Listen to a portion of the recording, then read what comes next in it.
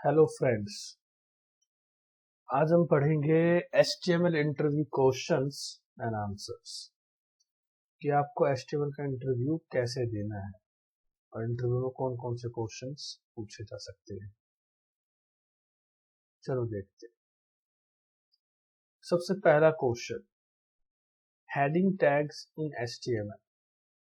ये कौन कौन से हेडिंग टैग्स है HTML में, और H1 टैग जो है पेज में सिर्फ वन टाइम क्यों यूज होता है, अगर हम मल्टीपल टाइम कर लेंगे तो क्या होगा। ये क्वेश्चन है, इसका आंसर देखते हैं। There are 6 types of heading. 6 types of headings हैं HTML के अंदर, H1, H2, H3, H4 ऐसे H6 तक। इसको प्रैक्टिकली इम्प्लीमेंट करने के लिए आपको क्या पता होना चाहिए, एकदम सही से कैसे इम्प्लीमेंट करेंगे। सबसे पहले तो ये साइज के अकॉर्डिंग कैटेगराइज होते हैं कि H1 का फॉन्ट साइज थोड़ा बड़ा होगा, H2 का थोड़ा छोटा होगा। और बिगिनर ये मिस्टेक भी करते हैं कि जहां उनको लगा कि फॉन्ट साइज छोटा करना है तो मेन हेडिंग को भी वो H5 H6 बना देते हैं, जबकि ऐसा नहीं करना चाहिए। हमेशा हेडिंग को आपको कैटेगराइज करना है उसकी इम्पोर्टेंस के बिहाफ पे कि वो कितना इम्पोर्टेंट है। जो आपके पेज की मेन हेडिंग होगी वो हमेशा H1 ही होगी, ठीक है। H2 सब हेडिंग होगी। अब बात आती है कि भाई H1 टैग सिर्फ एक बार क्यों यूज करना है पेज में। तो इसका बड़ा अच्छा एग्जांपल लिखा है कि अगर आपको बोला जाए कि अपनी नोटबुक में HTML के बारे में लिखो, तो आप नोटबुक में हेडिंग लिखोगे HTML और उसके बारे में लिखना शुरू करोगे। ऐसा नहीं है कि थोड़ा सा लिखा फिर HTML लिख दोगे, ऐसा नहीं करेंगे। अगर हम ऐसा करते हैं, अपनी नोटबुक में same heading multiple time repeat करते हैं, तो होगा क्या, सामने वाला खुद नहीं समझ पाएगा कि ये कंटेंट कहाँ खत्म हो रहा है। तो सेम ऐसा ही हमारी वेबसाइट में होता है। अगर हम H1 को मल्टीपल टाइम रिपीट करते हैं तो वो प्रॉब्लम क्रिएट करता है गूगल के क्रॉलर के लिए, मतलब कह सकते हो SEO में प्रॉब्लम करता है, डिजिटल मार्केटिंग में प्रॉब्लम करता है। गूगल जो है आपके पेज को सही से समझ नहीं पाता कि ये पेज किस चीज का बना हुआ है, किस टॉपिक पे बना हुआ है। तो इसीलिए H1 को मल्टीपल टाइम रिपीट नहीं करना चाहिए। डिजाइन पॉइंट ऑफ व्यू से कोई फर्क नहीं पड़ता, लेकिन digital marketing point of view से फर्क पड़ता। तो ये हो गया हमारा फर्स्ट क्वेश्चन, इस तरीके से आपको जवाब देना है। आते हैं सेकंड क्वेश्चन, फॉर्मेटिंग टैग्स इन HTML। ये कौन कौन से फॉर्मेटिंग टैग्स होते हैं HTML के अंदर। सबसे पहला है bold, italic, superscript, subscript, strike. Bold, अब वेबसाइट में कोई भी सेंटेंस हमें बोल्ड करना है, या digital marketing point of view से कह सकते हो कि किसी कीवर्ड को हाईलाइट करना है, तो बोल्ड करने के लिए HTML ने दो टैग दे रखे हैं, बी टैग, स्ट्रॉन्ग टैग। अब इसमें डिफरेंस क्या है। बी टैग आपको जब यूज करना है जब आपको सिंपली बस दिखाने के लिए बोल्ड बनाना, जो कि इंपॉर्टेंट नहीं है। Example regular classes, training mode, ये क्या है, कोई सर्च नहीं करेगा इन्हें, लेकिन फिर भी आपको हाईलाइट करना है ताकि यूजर आए तो उसको आसानी से देख सके, हाँ भाई रेगुलर क्लासेस है, ट्रेनिंग मोड है। तो जो चीज इंपॉर्टेंट नहीं है, सर्चेबल नहीं है, लेकिन फिर भी उसको हाईलाइट करना है, तो हमें बी टैग यूज करना चाहिए। और जो चीज सर्चेबल है, एग्जाम्पल यहाँ लिखा हुआ है, best online web development training institute, ये क्या है, सर्चेबल कीवर्ड है।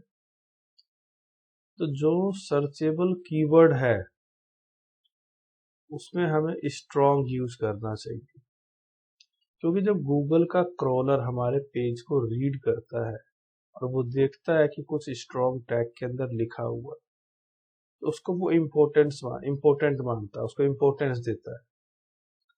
तो इसलिए digital marketing point of view से हमें उन सेंटेंस के लिए स्ट्रॉन्ग टैग यूज करना चाहिए जो कीवर्ड्स है, जो सर्चेबल है।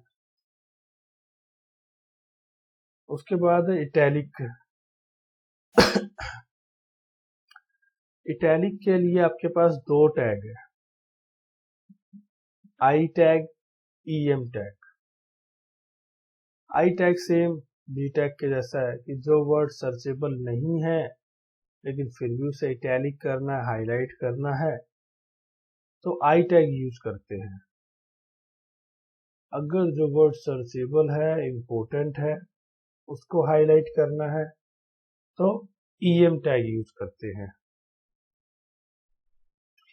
सुपर स्क्रिप्ट, सब स्क्रिप्ट ये कम यूज होते हैं लेकिन फिर भी इनकी जरूरत हमें पड़ती है।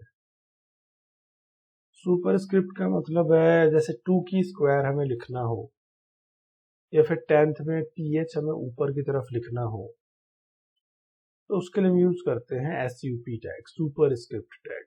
इसकी जरूरत हमें पड़ जाती है अगर कुछ हमें मैथ का फॉर्मूला लिखना हो या कुछ भी, कम पड़ती है लेकिन हाँ ठीक है।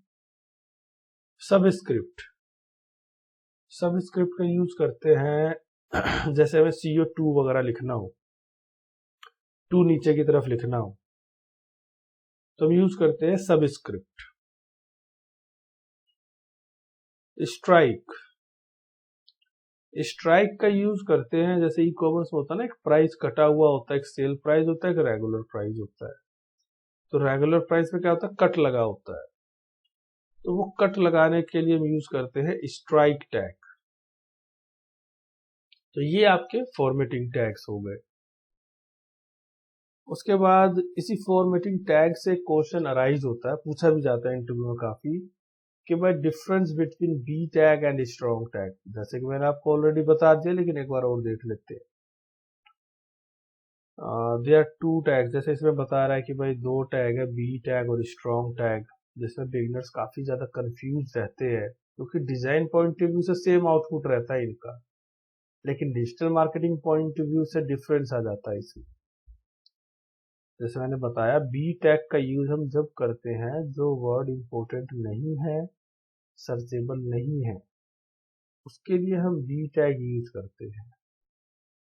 स्ट्रॉन्ग टैग, स्ट्रॉन्ग टैग आपको जब यूज करना है जो वर्ड सर्चेबल, एग्जांपल है ना ये लिखा हुआ best web development training institute, तो ये क्या है, सर्चेबल है, स्टूडेंट सर्च करेंगे इस वर्ड को। तो जो वर्ड सर्चेबल है उसको अगर आपको हाईलाइट करना है अपने वेबसाइट के पेज पे, तो उसके लिए आपको स्ट्रॉन्ग टैग यूज करना है। आते हैं fourth question, use of alt attribute. ये भी बड़ा इंपॉर्टेंट है digital marketing point of view से, और W3C standard point of view से भी इंपॉर्टेंट है। ऑल्ट एट्रीब्यूट क्या है, जब भी हम इमेजेस, ऑडियो, वीडियो यूज करते हैं अपनी वेबसाइट पे, तो सर्च इंजन जो है उसको रीड नहीं कर पाता। सर्च इंजन हमेशा, गूगल या कोई भी सर्च इंजन, वो हमेशा आपके टेक्स्ट को रीड करता है, जो भी हमने टेक्स्ट लिखा है, वो मीडिया फाइल रीड नहीं करता। लेकिन हम चाहते नहीं भाई मेरी मीडिया फाइल भी सर्च इंजन को आसानी से समझ में आए कि क्या है, तो उसके लिए हम यूज करते हैं ऑल्ट एट्रीब्यूट। पहला पॉइंट कि भाई सर्च इंजन को समझाने के लिए ऑल्ट एट्रीब्यूट हम यूज करते हैं। दूसरा, जो लोग देख नहीं सकते, जो लोग देख नहीं सकते तो वो उनका कोई सॉफ्टवेयर होता है या जैसे भी रीड करते हैं स्क्रीन रीडर, तो उनको समझाने के लिए भी हम ऑल्ट यूज करते हैं, क्योंकि वो टेक्स्ट को जो है उंगलियों से या फिर पता नहीं कैसा रीड कर पाते हैं, तो इसलिए भी ऑल्ट मैंडेटरी है। तीसरा, W3C स्टैंडर्ड, मतलब जब हम W3C पे अपने कोड को वैलिडेट करें और वहां पे एरर थ्रो ना हो, तो उस पॉइंट ऑफ व्यू से भी ऑल्ट मैंडेटरी है।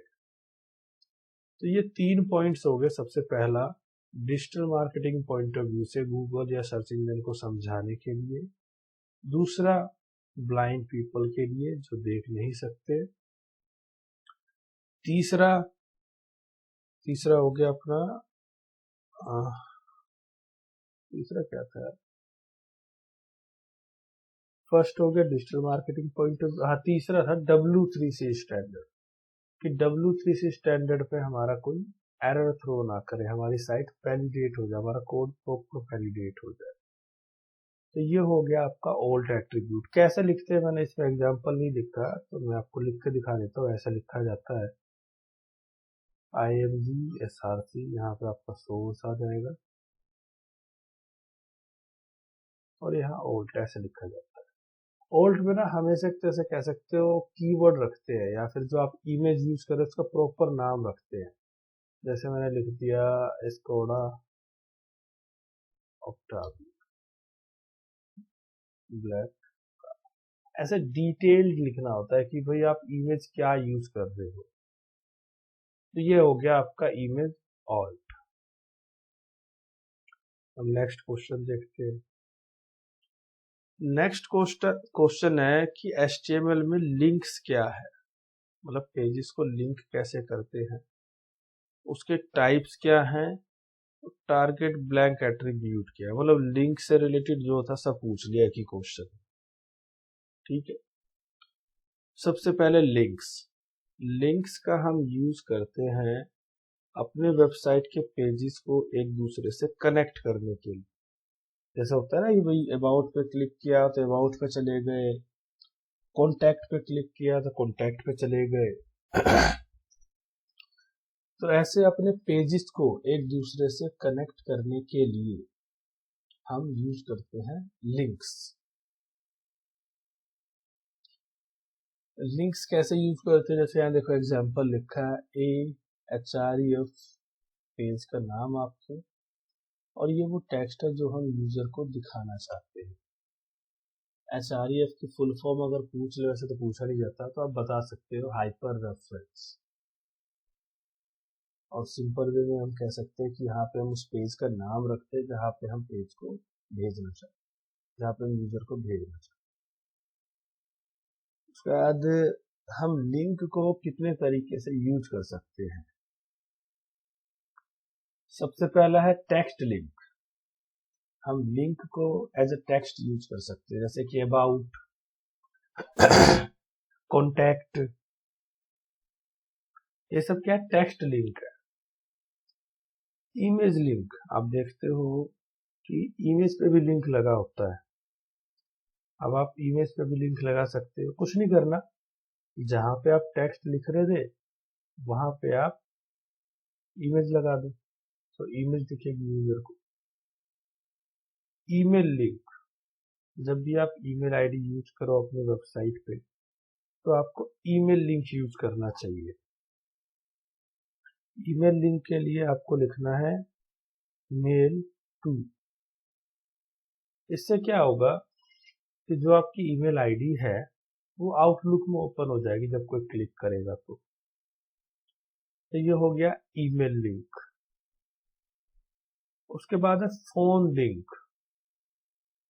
फोन लिंक क्या है, फोन लिंक से क्या है, जब आप क्लिक करोगे मोबाइल से, अगर आप मोबाइल से किसी वेबसाइट के नंबर पे, जैसे वेबसाइट ओपन करिए आपने और वहां पे फोन नंबर है, उस पर जब आप क्लिक करोगे तो क्या होगा, डायलर पे ना नंबर आ जाएगा, आपको टाइप करने की जरूरत नहीं पड़ेगी।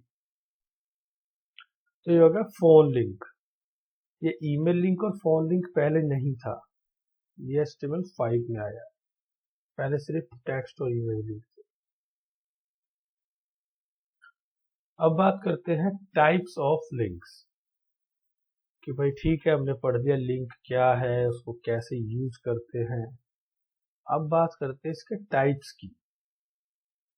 तो ये दो तरह के होते हैं, सबसे पहला इंटरनल लिंक, दूसरा एक्सटर्नल लिंक।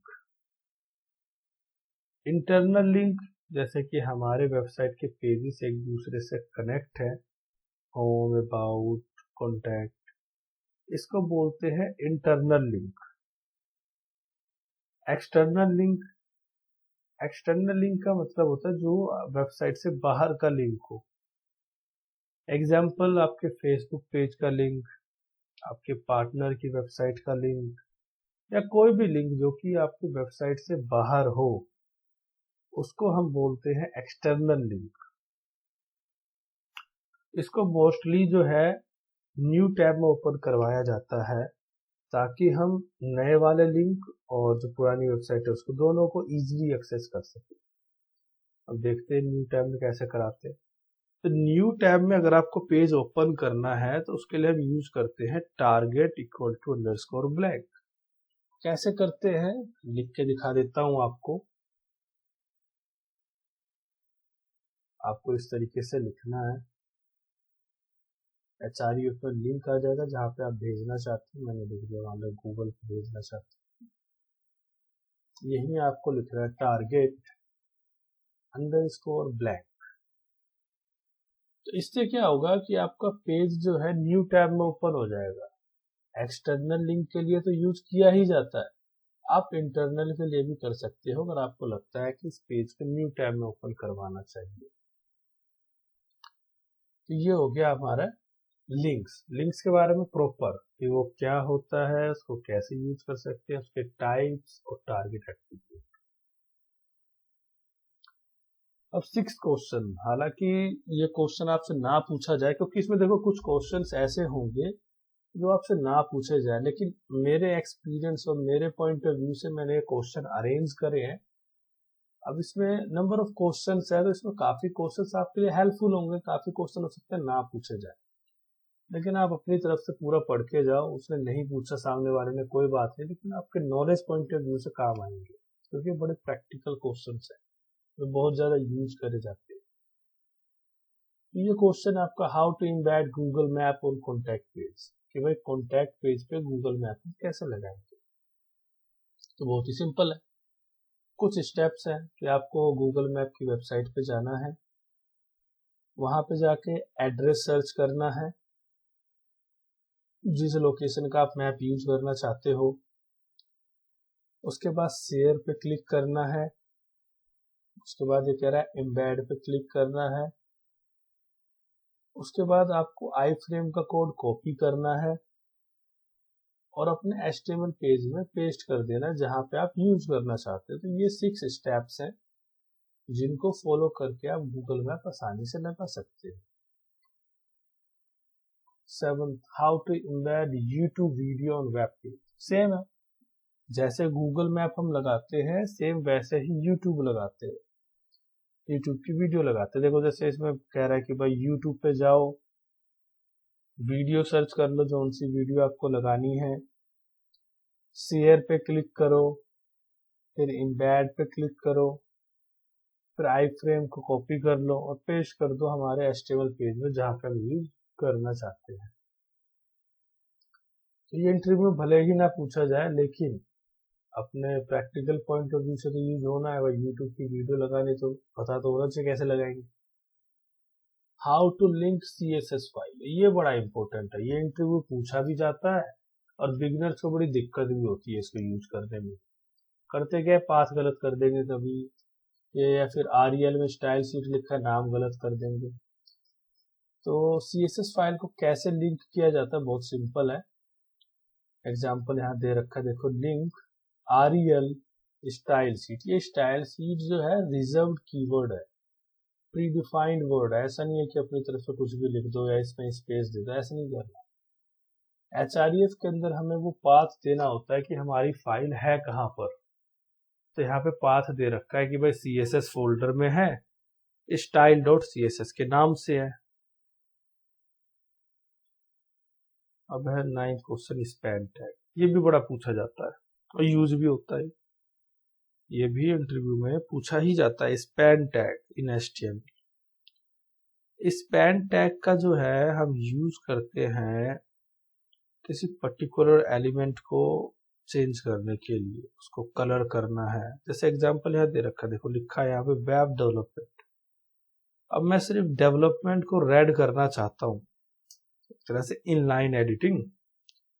इनलाइन कुछ पर्टिकुलर वर्ड या सेंटेंस को एडिट करना है तो उसके लिए हम यूज करते हैं स्पैन। जैसे यहाँ पे लिखा है देखो, वेब डेवलपमेंट से पहले हमने स्पैन लिख दिया और उसको रेड कर दिया, तो इसका आउटपुट कुछ इस तरीके से आएगा कि भाई वेब जो है वो ब्लैक कलर का आएगा, डेवलपमेंट रेड कलर का आएगा। तो इसका यूज किया जाता है इनलाइन एडिटिंग के लिए।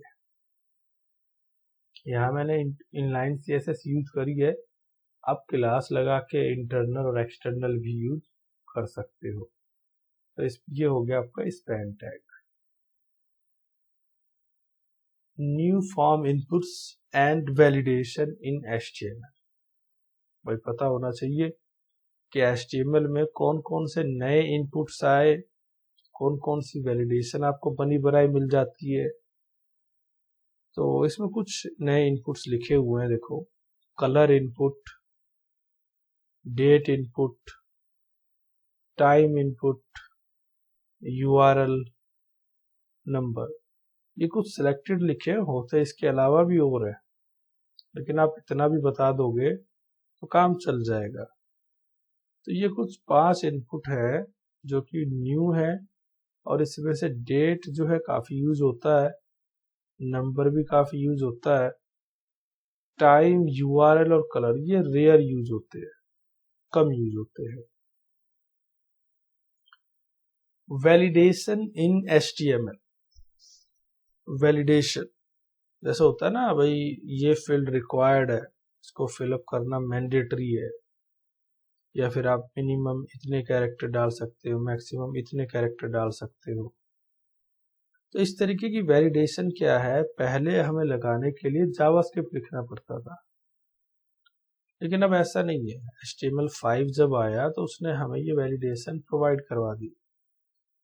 सबसे पहला है रिक्वायर्ड। अगर आपको किसी इनपुट को मैंडेटरी करना है कि ये फिलअप होना चाहिए, तो आपको यूज करना है रिक्वायर्ड। दूसरा है मिन। मिन जो है नंबर इनपुट में यूज होता है ना भाई, रिचार्ज वगैरह में कि सबसे छोटा रिचार्ज 10 रुपए का होगा, या फिर 10 रुपए से कम का सामान नहीं देना है, तो हम वैलिडेशन लगाते हैं कि मिनिमम 10 रुपए। ऐसे मैक्सिमम मैक्सिमम तो खैर कोई क्या ही लगाएगा, भाई जितना मर्जी पैसा दे जाओ, किसको बुरा लग रहा है। लेकिन फिर भी कहीं आपको मैक्सिमम सेट करना कि भाई मैक्सिमम इतना ही होना चाहिए। ये मिन और मैक्स जो है नंबर इनपुट पे लगाए जाते हैं। Max length. Max length use होता है आपका टेक्स्ट के साथ, टेक्स्ट इनपुट के साथ। जैसे कि भाई नाम जो है इतने ही कैरेक्टर का होना चाहिए, उस केस में यूज करते हैं मैक्स लेंथ। तो ये हो गया आपका वैलिडेशन और न्यू इनपुट्स। सीमेंटिक टैग्स इन HTML5, ये भी पूछा जाता है, बड़ा इंपॉर्टेंट भी है ये। सीमेंटिक टैग्स इन HTML5 ये क्या है? होता क्या है कि जो हमारी डिजाइनिंग होती है वेबसाइट की, पहले भी अभी भी, वो हम यूज करते हैं डिव टैग, और डिव टैग का यूज करके पूरी वेबसाइट हम डिजाइन कर देते हैं। अब उसमें प्रॉब्लम यह है कि भाई डिव टैग का यूज करके पूरी वेबसाइट हमने डिजाइन कर दी, उसको 2 दिन बाद 4 दिन बाद अगर हम देखते तो हमें खुद समझ में नहीं आता कौन सा कोड कहाँ से स्टार्ट है, तो हमें खुद ही प्रॉब्लम होती है। तो ऐसे ही सेम ब्राउजर के साथ भी होता है। ब्राउजर जो है आपके वेबसाइट को आसानी से समझ नहीं पाता कि भाई क्या बना रखा है। हालांकि बहुत ज्यादा इम्पैक्ट नहीं पड़ता, लेकिन हाँ माइनर इम्पैक्ट पड़ता है। तो हम अगर चाहते हैं कि हमारे वेबसाइट का कोड इजी टू अंडरस्टैंड हो, कि आसानी से समझा जा सके, तो उसके लिए HTML5 ने क्या करा, सिमेंटिक टैग्स इंट्रोड्यूस करे, जिसका अपना मीनिंग होता है। इसका कहना है कि भाई अगर आप अपर पार्ट बना रहे हो तो आप यूज करो हेडर, अगर आप मिडल पार्ट बना रहे हो या फिर हेडर के अंदर भी कोई सब पार्ट बना रहे हो तो उसके लिए यूज करो सेक्शन, अगर आप नेविगेशन बना रहे हो तो उसके लिए यूज करो नव, अगर आप लोअर पार्ट बना रहे हो तो उसके लिए यूज करो फुटर। ऐसे क्या करा, इसने डिजाइन को ना कैटेगराइज कर दिया और प्रॉपर मीनिंग दे दिया। तो उससे क्या हुआ कि डिजाइनर और ब्राउजर दोनों आसानी से समझ पाते हैं कोड को, जब से कैटेगराइज हमने किया डिजाइन को। तो सिमेंटिक टैग्स का मेन पर्पस यही है यूज करने का कि अपने कोड को इजी बनाना, कि कोड को आसानी से समझा जा सके, और इसका थोड़ा बहुत फर्क पड़ता है डिजिटल मार्केटिंग से, तो हमें सिमेंटिक टैग्स यूज करने चाहिए।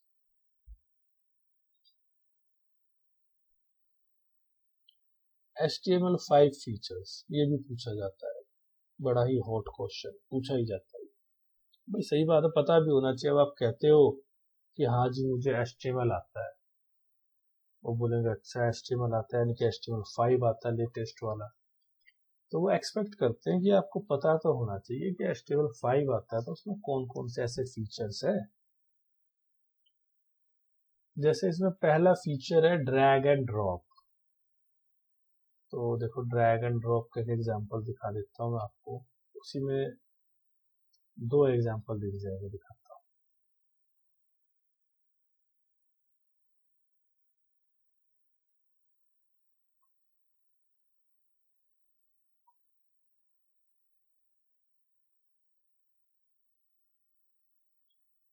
ये विस्टा प्रिंट, ये वेबसाइट है जहाँ पे क्या है, आप कोई भी विजिटिंग कार्ड या फिर कोई भी ग्राफिक का जो है इनलाइन मतलब एडिट करके ऑर्डर कर सकते हो। तो इसमें यूज है तो प्रॉपर्टी यूज है HTML5 पे, दिखाता हूँ मैं आपको।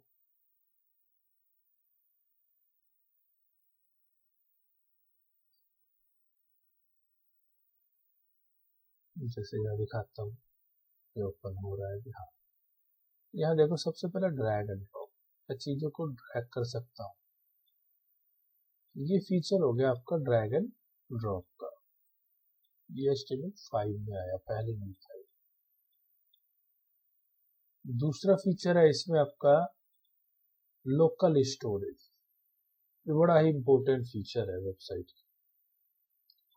एग्जाम्पल इसी में मैंने क्या करा, यहाँ कुछ नाम लिख दिया। अब ये जो है मेरे को सेव करने का ऑप्शन दे रहा है ऊपर, ठीक है भाई मैंने सेव कर दिया। अब मेरे जैसे तो नंबर ऑफ यूजर्स इस वेबसाइट पे डेली आते होंगे और ऐसे कुछ भी लिख के सेव करके चले जाते हैं। अब से प्रॉब्लम ये है कि भाई नंबर ऑफ यूजर्स आए सेव करके चले गए, तो इससे क्या होगा, जिसकी वेबसाइट है उसका स्टोरेज कहीं ना कहीं फुल होगा और उसके काम का भी नहीं है डेटा। भाई मैंने लिखा है, क्या काम आएगा आपके। तो इससे क्या हो रहा है, इसका स्टोरेज फुल हो रहा है। अब अपने पॉइंट ऑफ व्यू से हम देखें, अगर हम ऐसी वेबसाइट बनाते हैं तो हमारा ये एम होगा कि हम अपने स्टोरेज को बचा सकें।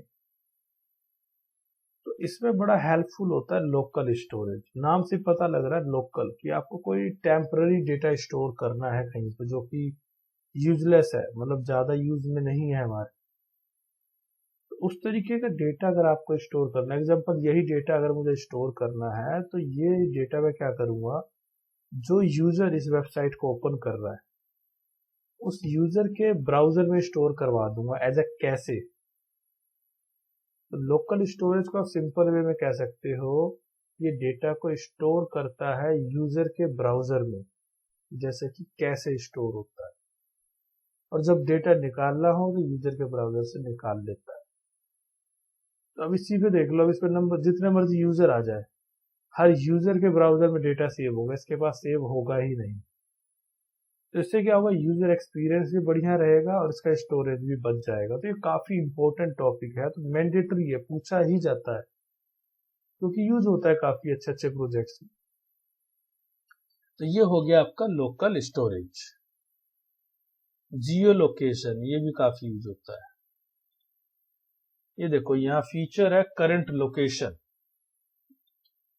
करंट लोकेशन ये फीचर काफी उसमें लगा होता है एप्लीकेशंस में, जैसे ओला, उबर, स्विगी, जोमेटो, इन सब में लगा होता है करंट लोकेशन, कि अगर आप अपनी लोकेशन नहीं जानते तो क्या होगा, वो आपकी करंट लोकेशन पिक कर लेगा। अब करंट लोकेशन पिक कर लेगा, कैसे पिक कर लेगा भाई, अगर आपको बोल दिया जाए कि ये बना दो करंट लोकेशन वाला फीचर, तो कैसे बनेगा? ऐसा नहीं है कि ओला ने यूज कर रखा है तो बहुत टफ होगा, बनेगा ही नहीं। जियो लोकेशन की हेल्प से हम इस फीचर को बना सकते हैं। जियो लोकेशन क्या करता है HTML5 का, वो आपको करंट लोकेशन का लॉन्गिट्यूड और लैटिट्यूड निकाल कर दे देगा।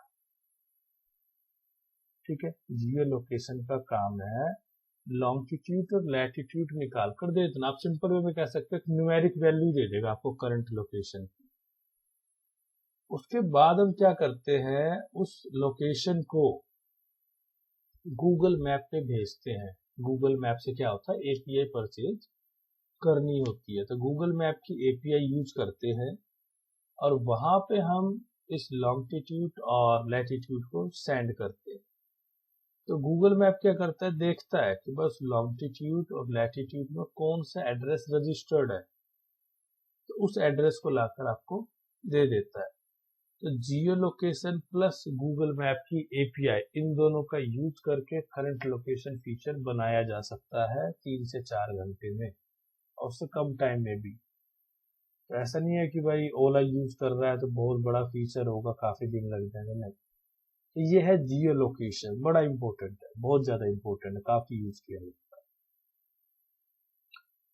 इसका 4th नंबर फीचर है new form inputs and validation. जैसे कि हम ऑलरेडी डिटेल में देख चुके हैं, मैं क्विकली बता देता हूँ कि कुछ नए इनपुट्स दिए, कलर, URL और कुछ वैलिडेशंस दी, मैक्स लेंथ, मिन मैक्स।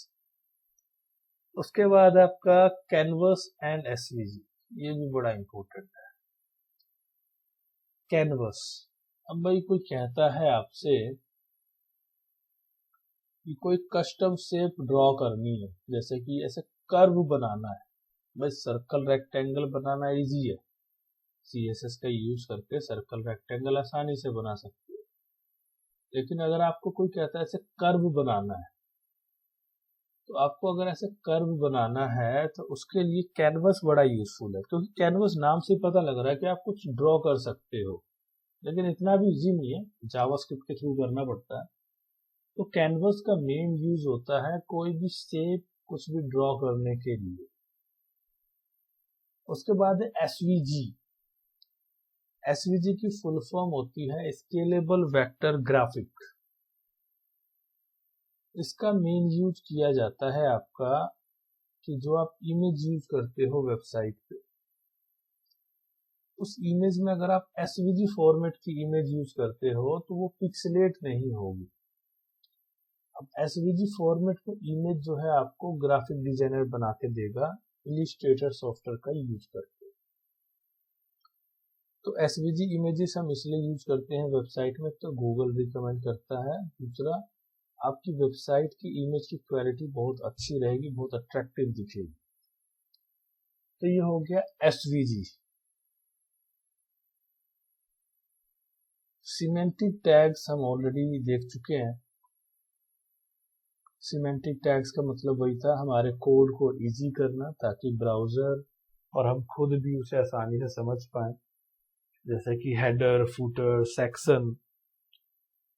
तो ये हो गया हमारा सिमेंटिक टैग्स। नेक्स्ट क्वेश्चन देखते हैं, advantage of SVG in HTML। जैसा कि मैंने बताया भाई, SVG की फुल फॉर्म है स्केलेबल वेक्टर ग्राफिक, और ये एक्सटेंशन है इमेज का, जैसे JPG, PNG होते हैं। तो वैसे ही SVG फॉर्मेट होता है जो कि पिक्सलेट नहीं होता, आप उसको जितना मर्जी जूम कर लो, गूगल रिकमेंड भी करता है। और दूसरा एडवांटेज ये है कि इसको आप एडिट भी कर सकते हो, आपको ग्राफिक डिजाइनर की जरूरत नहीं है। एक बार ग्राफिक डिजाइनर ने आपको बना के दे दिया तो आप उसको आसानी से एडिट भी कर सकते हो। तो ये हो गया हमारा SVG को यूज करने का एडवांटेज। दो मेन एडवांटेज हो गए, पहला पिक्सेलेट नहीं होगा, दूसरा वो एडिटेबल है, उसको एडिट किया जा सकता है। 14 number question, how to use favicon in HTML। ये भी बड़ा इंपॉर्टेंट है, और डिजिटल मार्केटिंग वाले बोलते भी कि भैया फेविकॉन लगा दो, और अच्छा भी लगता है। फेविकॉन क्या होता है दिखाता हूँ,